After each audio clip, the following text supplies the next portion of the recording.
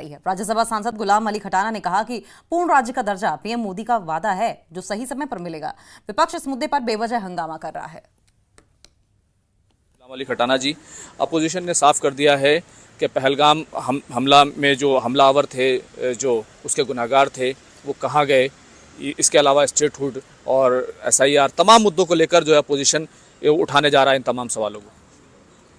अब ये तो इन्वेस्टिगेशन का हेड करे, कोई NIA सवाल करे, कोई CBI सवाल करे। अब अपोजिशन कोई किसी एजेंसी को हेड तो नहीं ना करता है, और सिक्योरिटी एजेंसीज पे क्वेश्चन उठाना ये कोई बेतुकी बातें हैं। और मुझे लगता है उनके पास मुद्दा नहीं है कोई भी। जब प्राइम मिनिस्टर साहब, होम मिनिस्टर साहब ने बोला है हम दे रहे हैं, स्टेट हम ही देंगे, हमारे पास ही नंबर है, वो पॉलिटिकल स्टंट क्यों मारते हैं? क्यों वो वैसी बातें करते हैं जिनका लोगों के हित में बात करनी चाहिए।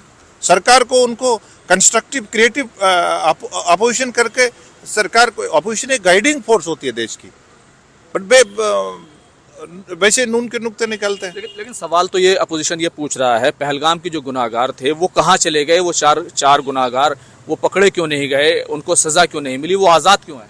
वो प्रेस में नहीं ना होता ये सवाल। वो देश का सिक्योरिटी है, वो उसी मैकेनिज्म में दिया जाएगा जवाब।